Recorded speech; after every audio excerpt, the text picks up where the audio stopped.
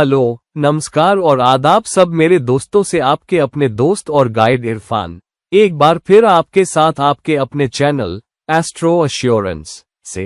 आज हम बात करेंगे एक बहुत अहम योग के बारे में जो है वसुमती योग।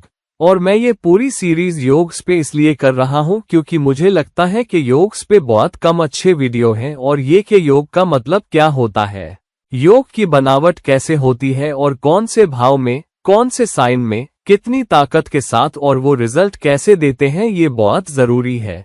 और मैं योग्स पे एक सीरीज क्यों बनाना चाहता हूँ जहां मैं कोई 500 अलग अलग योग्स पे बात करूंगा। मैं एक प्लेलिस्ट भी बनाऊंगा योग्स की। और मैं ये क्यों करना चाहता हूँ, इसलिए क्योंकि जितने सवाल पूछे जाते हैं और जितने शक लोगों के मन में होते हैं योग्स के बारे में, कुंडली में, लोगों को लगता है कि अगर कुंडली में योग्स हैं तो बहुत बड़ी कामयाबी के मौके होने चाहिए और उनकी जिंदगी बहुत रौनक वाली होनी चाहिए, उनकी जिंदगी एक खुशहाल जिंदगी होनी चाहिए, बहुत सारी तरक्की उनकी जिंदगी में होनी चाहिए।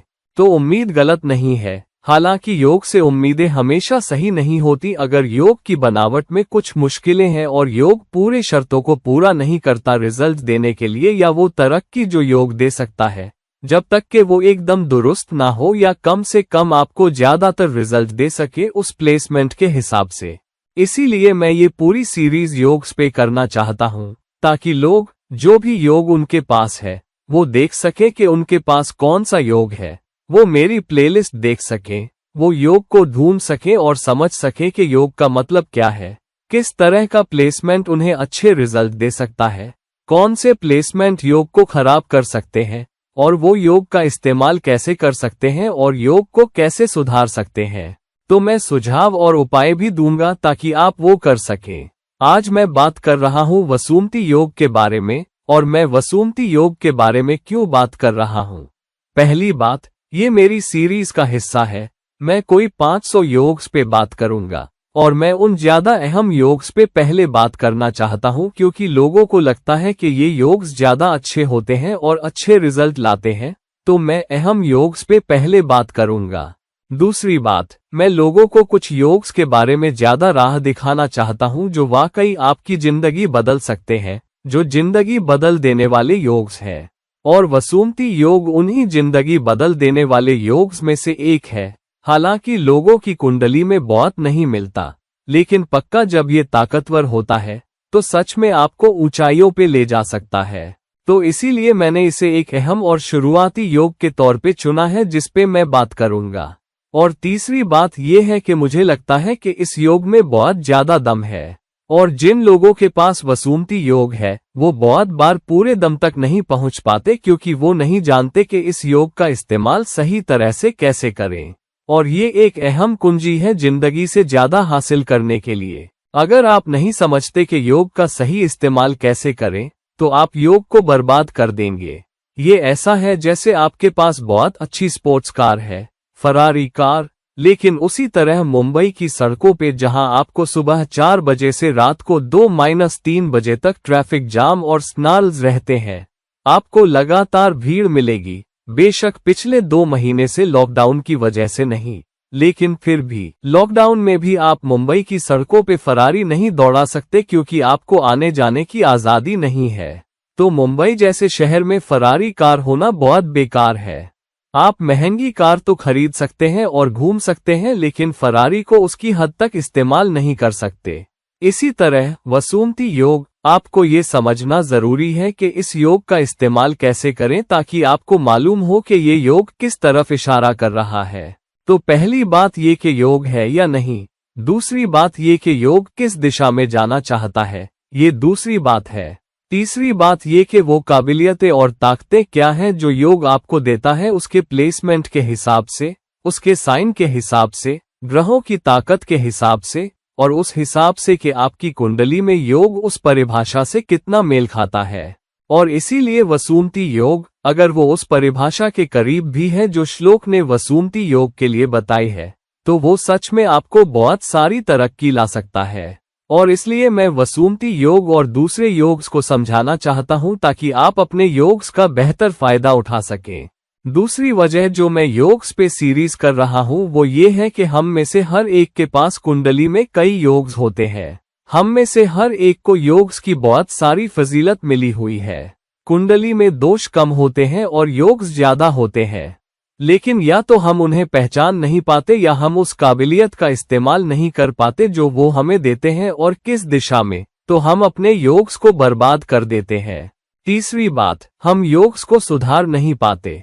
हर योग को सुधारा जा सकता है कुछ व्यवहारिक, मानसिक और दूसरे उपायों से जो आप कर सकते हैं ताकि कुछ ग्रहों को मजबूत करें और योग की ताकत बढ़ाएं और किसी दोष की ताकत घटाएं। तो आपको ये समझना होगा कि अगर आपके पास कोई योग है तो आप उस योग की ताकत कैसे बढ़ा सकते हैं और उससे ज्यादा कैसे हासिल कर सकते हैं।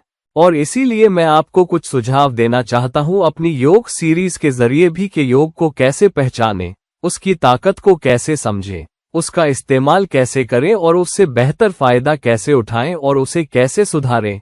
और अगर कुछ दोष हो, कुछ कठोर प्लेसमेंट हो या कुछ पाप ग्रहों के प्लेसमेंट हो तो उनसे कैसे बचें ताकि आप योग से ज्यादा फायदा उठा सकें। इससे पहले कि हम वसूमती योग में घुसें, एक वसूमती योग के अहम गुण क्या है? किसी भी योग की प्लेसमेंट के हिसाब से कुछ परिभाषाएं होती हैं। मिसाल के तौर पे गज केसरी योग, सीधी सादी बात ये कि बृहस्पति और चंद्रमा एक साथ हो या एक दूसरे से केंद्र में हो। तो मिसाल के तौर पे बृहस्पति और चंद्रमा एक भाव में एक साथ हो या बृहस्पति और चंद्रमा एक दूसरे से चौथे, सातवें या 10वें भाव में हो तो भी वो आपको गज केसरी योग देगा। हर 3 लोगों में से एक के पास गज केसरी योग होता है, यानी 100 लोगों में से करीब 33.33 लोग होंगे जिनके पास गज केसरी योग होगा। हालांकि हर कोई उतनी तरक्की हासिल नहीं कर पाता जितना गज केसरी योग दे सकता है। और ऐसा क्यों है? गज केसरी योग बहुत ताकतवर योग है, सबसे अच्छे योग्स में से एक जो आपके पास हो सकता है। तो ऐसा क्यों है कि हर 3 लोगों में से एक स्वस्थ, अमीर, सूरत वाला, बहुत मशहूर, बहुत इज्जतदार वो सब कुछ नहीं है जो गज केसरी योग दे सकता है? ऐसा क्यों है? क्योंकि योग की ताकत का भी सम्मान करना पड़ता है। सिर्फ बृहस्पति और चंद्रमा का एक साथ होना या केंद्र में होना काफी नहीं है, साथ होने पे उन्हें काफी पास होना चाहिए। दूसरी बात, अगर वो एक दूसरे से केंद्र में हो तो अंशों में पास होने चाहिए और बहुत अंतर नहीं होना चाहिए अंशों में, भले ही वो अलग अलग भावों में ही क्यों ना हो। तीसरी बात, वो एक अच्छे साइन में होने चाहिए। बृहस्पति और चंद्रमा का योग या गज केसरी योग मकर साइन में या कुंभ साइन में या वृश्चिक साइन में होना योग को बर्बाद करना है। तो प्लेसमेंट, पोजीशन, ताकत और कोई बुरी दृष्टि, गज केसरी योग पर अगर 3 पापी ग्रहों की दृष्टि हो या वो योग से जुड़े हों या 1 या 2 पापी भी हों तो वो सच में गज केसरी योग को खराब कर देंगे। तो योग की ताकत बहुत बहुत अहम है, और ये भी अहम है कि आप योग का असरदार इस्तेमाल कैसे करते हैं। तो आप गज केसरी योग को भी सुधार सकते हैं कुछ मानसिक बदलावों, व्यवहारिक बदलावों के जरिए जो आप ला सकते हैं और बृहस्पति या चंद्रमा की ताकत बढ़ा सकते हैं ताकि कुछ ताकत दी जा सके उससे ज्यादा जो योग आपको देता है। हालांकि आप एक योग को पूरी तरह से नहीं बदल सकते। एक खराब योग इस बात की निशानी है कि आपको कुछ काबिलियत तो दी गई है लेकिन योग की पूरी काबिलियत नहीं। तो कुछ अच्छाई योग से जरूर आएगी लेकिन 100% नहीं। तो कुछ उपायों, व्यवहार, मानसिकता और दूसरे ज्योतिषीय उपायों से आप योग की ताकत को 10-15% तक और कुछ हद तक 50% तक भी बढ़ा सकते हैं, लेकिन योग की ताकत को 100% नहीं। एक खराब योग आप उसे पूरी तरह से सकारात्मक नहीं बना सकते। मिसाल के तौर पे अगर गज केसरी योग के साथ शनि हो या मंगल हो या राहु या केतु हो, केतु का संग तो योग को पूरी तरह खत्म या खराब करने की ताकत रखता है या पापी रिजल्ट देने की भी। तो ध्यान रखना चाहिए कि योग की पहचान कैसे करें। अब चलते हैं वसूमती योग की तरफ। वसूमती योग के भी ऐसे ही उसूल हैं। प्लेसमेंट सबसे अहम है। अब एक वजह जो वसूमती योग को दुर्लभ योग बनाती है वो ये है कि इसका प्लेसमेंट भी बहुत दुर्लभ है। वसूमती योग की परिभाषा है कि उपचय भावों में शुभ ग्रह हो, यानी तीसरे, छठे, 10वें और 11वें भाव में या तो लग्न से या चंद्रमा से। अब चंद्रमा से लग्न करें तो 4 शुभ ग्रह उपचय भावों में हो, ये मुमकिन नहीं है। क्यों? क्योंकि कुल मिलाकर आपके पास 4 शुभ ग्रह होते हैं, चंद्रमा, बृहस्पति, शुक्र और बुध। अगर आप चंद्रमा से लग्न लें, यानी चंद्रमा पहले भाव में हो, तो आप 3, 6, 10 और 11 में 4 शुभ नहीं रख सकते, क्योंकि सिर्फ 3 शुभ बचते हैं, बृहस्पति, बुध और शुक्र। तो ऐसा योग मुमकिन नहीं है, या वो वसुमती योग के बहुत कम रिजल्ट देगा। तो लग्न से वसुमती योग ज्यादा अहम है, ज्यादा ताकतवर और ज्यादा सक्रिय है, और चंद्रमा से लग्न से ज्यादा वादा करता है। तो जन्म लग्न से या जन्म के समय उदय होने वाली राशि से अगर आपके 4 शुभ ग्रह उपचय भावों में है, 3, 6, 10 और 11, तो वो वसुमती योग कहलाता है। अब यानी आपके पास बृहस्पति, बुध, शुक्र और चंद्रमा हो भाव 3, 6, 10 और 11 में किसी भी तरह, किसी भी क्रम में, तो आपके पास बुध और शुक्र और फिर चंद्रमा और बृहस्पति हो 3, 6, 10 और 11 में, या बृहस्पति, शुक्र, बुध और चंद्रमा किसी भी क्रम में। लेकिन अगर इन 4 भावों में आपके पास लग्न से ये 4 शुभ ग्रह है, तो वसुमती योग बनता है। तो ये पहली शर्त है, और ये इतनी आसान नहीं है, क्योंकि बृहस्पति एक भाव में करीब 1 साल रहता है और बाकी ग्रह हमेशा गोचर की हालत में रहते हैं, और वो गोचर कम समय के लिए होता है। तो सभी 4 ग्रहों का किसी भी वक्त इन 4 भावों में होना एक बच्चे के जन्म के वक्त एक दुर्लभ घटना है, और इसीलिए ये कोई आम योग नहीं है जो लोगों की कुंडली में मिलता है। अब मान लीजिए कि कोई इतना किस्मत वाला है कि उसे ये मिला हो, भाव 3, 6, 10 और 11 में उसके 4 ग्रह हैं, तो ये खुद पहली शर्त आपको बहुत ताकतवर क्षमता देगी या योग की बहुत ताकत देगी और जिंदगी में अच्छा करने के लिए। हालांकि शर्तें अब भी लागू होती हैं वसुमती योग के साथ भी। पहली शर्त ये है कि ग्रह बहुत कमजोर ना हो। ग्रह की ताकत उसके 10वें से 25वें अंश के बीच होना, इन 4 भावों में से किसी भी 4 ग्रहों का 10 और 25 डिग्री के बीच होना, भाव 3, 6, 10 और 11 में से किसी में भी काफी है। ये आपके लिए बहुत ताकतवर योग है। और तो बस प्लेसमेंट से ही आप कह सकते हैं कि 30% ताकत पहुंच गई। ये सुनिश्चित करके कि ग्रह की डिग्री 10 से 25 डिग्री के बीच हो, हर ग्रह के लिए इन 4 भावों में 50% ताकत पहुंच गई, और ये बहुत ताकतवर योग है। वसुमती योग के ताकतवर होने की तीसरी शर्त यह है कि ग्रह किसी शत्रु की राशि में ना हो, इन भावों में से किसी में भी। मिसाल के तौर पे मेष लग्न वाले जातक को लेते हैं। मेष लग्न वाले जातक के लिए तीसरा भाव और छठा भाव मिथुन और कन्या होते हैं। बुध के साइन चंद्रमा मिथुन या कन्या राशि में बहुत अच्छा नहीं करता, क्योंकि ये राशियां चंद्रमा के लिए शत्रु है। और फिर 10वां और 11वां भाव मकर और कुंभ है। बृहस्पति मकर में बहुत अच्छा नहीं करता, चंद्रमा भी मकर या कुंभ में बहुत अच्छा नहीं करता। तो मेष लग्न वाले जातक के लिए आपको बहुत खास प्लेसमेंट करने होंगे। तो मिसाल के तौर पे आपको शुक्र तीसरे भाव में चाहिए, और फिर बृहस्पति शायद छठे भाव में, और फिर चंद्रमा कुंभ में थोड़े बेहतर रिजल्ट के लिए, और शायद बुध 10वें भाव में। तो कुछ ऐसे मेल जोल जहां आप बचते हैं कुछ ग्रहों को उन राशियों में जाने से, ये अहम है वसुमती योग के ताकतवर होने के लिए। और इसीलिए क्योंकि बृहस्पति का मकर में ना जाना या मिथुन में ना होना जब वसुमती योग बन रहा हो, या चंद्रमा का मकर या कुंभ में ना जाना, ये एक ज्यादा ताकतवर मगर ज्यादा मुश्किल घटना है। तो ऐसा वसुमती योग शायद उतनी ताकत नहीं रखता। वसुमती योग मिसाल के तौर पे कन्या लग्न वाले जातक के लिए, जहां तीसरा भाव वृश्चिक का होता है। तो कन्या लग्न वाले जातक के लिए अगर चंद्रमा तीसरे भाव में वृश्चिक में चला जाए तो योग खराब हो जाता है। और चंद्रमा को छोड़िए, चारों में से कोई भी ग्रह अगर वृश्चिक में चला जाए तो उस ग्रह की बहुत सारी ताकत बर्बाद हो जाती है। वृश्चिक वो साइन है जहां कोई भी ग्रह उच्च का नहीं होता, लेकिन चंद्रमा का नीच का होता है। और ज्यादातर ग्रह वृश्चिक में अच्छे रिजल्ट नहीं देते, कुछ को छोड़कर। मिसाल के लिए मंगल जो वृश्चिक का मालिक है, बाकियों से बेहतर रिजल्ट दे सकता है। और फिर शनि जो 8वें भाव का कारक है, और 8वां भाव वृश्चिक से दिखाया जाता है, वो भी बेहतर रिजल्ट दे सकता है। हालांकि बाकी ज्यादातर ग्रह वृश्चिक में बहुत अच्छे रिजल्ट नहीं देंगे। तो फिर से कन्या लग्न वाले जातक के लिए वसुमती योग उतना ताकतवर नहीं होगा जितना वो हो सकता है।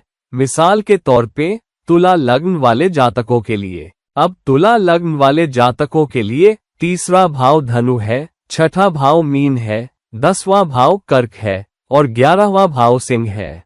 अब इन चारों में से किसी भी ग्रह का इन 4 राशियों में जाना धनु, मीन, कर्क या सिंह काफी अच्छा है। तो बुध और शुक्र भी कर्क और सिंह राशियों में बहुत शानदार रिजल्ट देते हैं और बृहस्पति और चंद्रमा भी धनु और मीन में बहुत अच्छे रिजल्ट दे सकते हैं। वैसे भी कर्क के अलावा जहां बृहस्पति उच्च का होता है, चंद्रमा कर्क का मालिक है और बृहस्पति और चंद्रमा सिंह राशि में भी शानदार रिजल्ट देते हैं।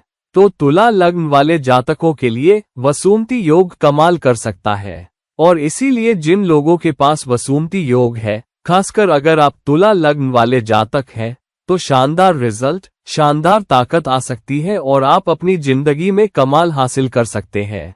आप बहुत मशहूर शख्सियत हो सकते हैं, बड़ा बिजनेसमैन, जिंदगी में बड़ा उपलब्धि हासिल करने वाला। अगर वसुमती योग तुला लग्न वाले जातकों के लिए इन 4 भावों में बनता है और अगर ग्रह ताकतवर हो 10 से 25 डिग्री के बीच, मिसाल के तौर पे, तो ये है अहम शर्तें वसुमती योग के लिए। योग के लिए तीसरी चीज बहुत ताकतवर होने और लगभग 100% रिजल्ट देने के लिए ये है कि इन भावों में किसी पापी ग्रह का संग ना हो। तो आपके पास राहु, शनि या केतु, कम से कम ये 3 ग्रह या तो तीसरे भाव में, छठे भाव में, 10वें भाव में या 11वें भाव में ना हो। अगर ऐसा होता है तो आप कह सकते हैं कि योग लगभग 100% ताकतवर है। फिर बस एक मुश्किल रह जाती है कि इन 4 भावों में कोई बुरी दृष्टि भी ना हो, जो लगभग नामुमकिन है। पहली बात, वसुमती योग का बनना और फिर उस पर राहु, केतु या शनि की कोई दृष्टि ना हो, जिनमें से हर एक की 3 दृष्टियां होती है, ये नामुमकिन है। हालांकि ये आसान होता है जब आपके पास वसुमती योग तुला लग्न वाले जातक के लिए हो। मिसाल के तौर पे चारों भावों में 3, 6, 10 और 11 बिना किसी पापी ग्रह के संग के दृष्टियों को आसानी से निपटाया जा सकता है, एक बेहतर मानसिकता और कुछ व्यवहारिक चीजों से जिनका आप अपनी जिंदगी में ध्यान रखते हैं। अब वसुमती योग क्या करता है अगर वो मौजूद है? एक ताकतवर वसुमती योग भले ही आपको 50% से 60% रिजल्ट दे रहा हो। तीसरा भाव कोशिश, स्वयं प्रयास और स्वयं उद्यम का भाव है। तो ऐसा व्यक्ति जब आपका वसुमती योग बनता है, बहुत मेहनती होगा, उसमें अपना उद्यम होगा, अपनी प्रेरणा होगी और बहुत मेहनत करेगा और उसके लक्ष्यों पे बहुत फोकस होगा। तो तीसरा भाव आपको स्वयं उद्यम देगा और अगर ऐसे लोग बिजनेस में पड़े तो वो कमाल कर सकते हैं। छठा भाव प्रतिस्पर्धा पर काबू पाने का भाव है और सेवा का भी। तो वसुमती योग वाला व्यक्ति बहुत लक्ष्य उन्मुख होता है, बहुत सेवा उन्मुख होता है और वो अपने दिमाग में लक्ष्य सिर्फ मालपरस्ती के लिए नहीं रखता, बल्कि उसका व्यवहार या मानसिकता होती है सेवा करने की, आम समाज के लिए कुछ करने की। और तो ऐसा व्यक्ति जिसकी मानसिकता और व्यवहार, मैं समाज को कुछ देना चाहता हूँ, मैं समाज के लिए कुछ करना चाहता हूँ, की होगी, उसमें प्रतिस्पर्धा पर काबू पाने की ताकत, साधन और मानसिकता भी होगी। जो लोग अपने से बड़े लक्ष्यों को देखते हैं वो आमतौर पर सबसे अच्छे लड़ाके होते हैं, क्योंकि आप अपने से बहुत बड़े लक्ष्य के लिए भी लड़ेंगे। फिर 10वां भाव आपके कर्मों का भाव है, कार्यों का। और इसीलिए बहुत सारे ऋषि मानते हैं कि वसुमती योग एक तोहफा है उन लोगों को जिनके अच्छे कर्म हैं या अच्छे आगे बढ़ने वाले कर्म है। और तो 10वें भाव में एक मजबूत 10वें भाव वाला व्यक्ति जिसके कुंडली में वसुमती योग का प्लेसमेंट या मौजूदगी होगी, वो बहुत ताकतवर लक्ष्य उन्मुखता रखेगा और बहुत संरचित होगा, फोकस्ड होगा, करियर फोकस्ड होगा और उसकी जिंदगी का ज्यादातर हिस्सा उसके लक्ष्यों को हासिल करने और मेहनत करने के आसपास घूमेगा या फोकस्ड होगा, संगठित तरीके से काम करेगा, संरचित तरीके से काम करेगा। और 11वें भाव के शामिल होने से व्यक्ति अपने सब सामाजिक कनेक्शन का इस्तेमाल करेगा, अपने नेटवर्क कनेक्शन का इस्तेमाल करेगा, उसके बड़े बिजनेस कनेक्शन होंगे, वो बहुत सारे लोगों को जानता होगा, बहुत सारे लोगों के साथ उसकी अच्छी चलती होगी। वो अपने लक्ष्य की उपलब्धि के लिए सामाजिक कनेक्शन का इस्तेमाल करेगा, अपने से बड़े लक्ष्य की उपलब्धि के लिए जो उसके दिमाग में है, खासकर क्योंकि 11वां भाव स्वाभाविक रूप से कुंभ राशि से जुड़ा है और कुंभ राशि के लोग वो होते हैं जो बड़ी समस्या को देखते हैं। वो एक छोटे से मुद्दे पे ध्यान नहीं देते, वो छोटी बातों पे ध्यान नहीं दे पाते, लेकिन जिंदगी के बड़े मुद्दों पे वो ध्यान दे पाते हैं। तो ऐसा व्यक्ति वसुमती योग के साथ, जहां 11वां भाव भी वसुमती योग के हिस्से के तौर पे मजबूत होगा, उसके मजबूत सामाजिक संबंध होंगे।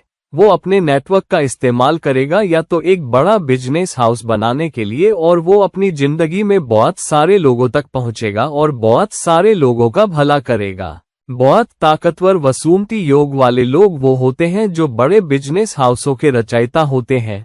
वो एक प्रोडक्ट बनाएंगे या वो एक कॉर्पोरेशन बनाएंगे, वो एक बिजनेस हाउस बनाएंगे जिसके बहुत दूरगामी परिणाम हो और जो सेवा करे और जो हजारों लोगों की जिंदगी सुधारे, अगर लाखों या करोड़ों की नहीं। तो ये है वसुमती योग की ताकत, जिसमें तीसरा, छठा, 10वां और 11वां भाव शामिल है।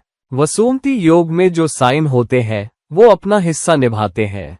अगर बेहतर साइन, ज्यादा ताकतवर शुभ उन्मुख साइन शामिल हों, जैसे वृषभ जहां चंद्रमा उच्च का होता है, या कर्क जहां बृहस्पति उच्च का होता है, या कन्या जहां बुध उच्च का होता है, या मीन जहां शुक्र उच्च का होता है, अगर ये साइन वसुमती योग का हिस्सा है तो उससे ज्यादा मांगलिक रिजल्ट निकल सकते हैं, क्योंकि उच्च के ग्रह वसुमती योग का हिस्सा होना वसुमती योग के ऊपर एक बहुत बड़ा बोनस है। तो दोस्तों, अगर आपके पास अपनी कुंडली में वसुमती योग है तो कृपया समझिए कि ये क्या इशारा करता है, समझिए कि ग्रह जिस साइन में है उसका आपके लिए क्या मतलब है, और समझिए कि ये आपको किस दिशा में ले जा रहा है। तो वसुमती योग की दिशा बहुत बहुत अहम है। मिसाल के तौर पे बृहस्पति का 10वें भाव में होने का मतलब है कि आपके कर्म, आपके कार्य, आपका करियर एक गुरु के आसपास होना चाहिए, एक मास्टर के आसपास, अपने क्षेत्र में एक विशेषज्ञ के रूप में, और आपको अपने आप को वैसे ही पेश करने में सक्षम होना चाहिए। बुध के साथ 10वें भाव में मिसाल के तौर पे वो हो सकता है वित्त, वो हो सकता है बिजनेस। विश्लेषणात्मक क्षमता के साथ बहुत ताकतवर विश्लेषणात्मक क्षमता आपको मिलती है अगर बुध वसुमती योग के बनने में 10वें भाव में है, और आपको बुध का उतना इस्तेमाल करने पे फोकस करना चाहिए। अगर चंद्रमा 10वें भाव में है तो आपको बहुत बहुत रचनात्मक होना चाहिए। आपको ऐसे उत्पाद बनाने में सक्षम होना चाहिए जो लोगों का सहारा बने और उनकी देखभाल करें, यहाँ तक कि मेडिकल प्रोडक्ट्स भी। मिसाल के तौर पे हर ग्रह अपने हिस्से की ताकत आपको देगा। 11वें भाव में शुक्र का मतलब है कि आप एक बड़ा बिजनेस हाउस बना सकते हैं ज्यादा कोमल लिंग के लिए या अपने से विपरीत लिंग के लिए, बड़े समाज के लिए। शानदार उत्पादों में जाएं, ऊंचे समाज में जाएं और उनके लिए उत्पाद या सेवाएं बनाएं, और फिर आप बड़ी सफलता हासिल करें। तो वसुमती योग किस दिशा में इशारा कर रहा है? योग को उस हद तक समझना वसुमती योग और किसी भी योग की सफलता के लिए बहुत अहम है। मिसाल के तौर पे तो कृपया किसी भी योग पर ध्यान दें। वसुमती योग उन योगों में से एक है जिसे मैंने समझाया है। आपके पास जो भी योग है उस योग की ताकत को समझिए, देखिए कि वो किस दिशा में इशारा कर रहा है। चाहे वो आपको बिजनेस क्षमता दे रहा है, चाहे वो आपको सेवा क्षमता दे रहा है, और फिर उस दिशा में बढ़िए और योग का अपने फायदे, अपने भले और जिंदगी में ज्यादा हासिल करने के लिए दोहन कीजिए। वसुमती योग का उसकी पूरी क्षमता तक इस्तेमाल करने का मतलब है बहुत सारी तरक्की वाली जिंदगी, बहुत समृद्धि वाली जिंदगी और कामयाबी वाली जिंदगी। अगर आपके पास वसुमती योग है और अगर आप इसका सही इस्तेमाल करने में सक्षम है तो खुदा आपको पूरी कामयाबी दे। तो दोस्तों, ये था मेरा आकलन और विश्लेषण के वसुमती योग का क्या मतलब है।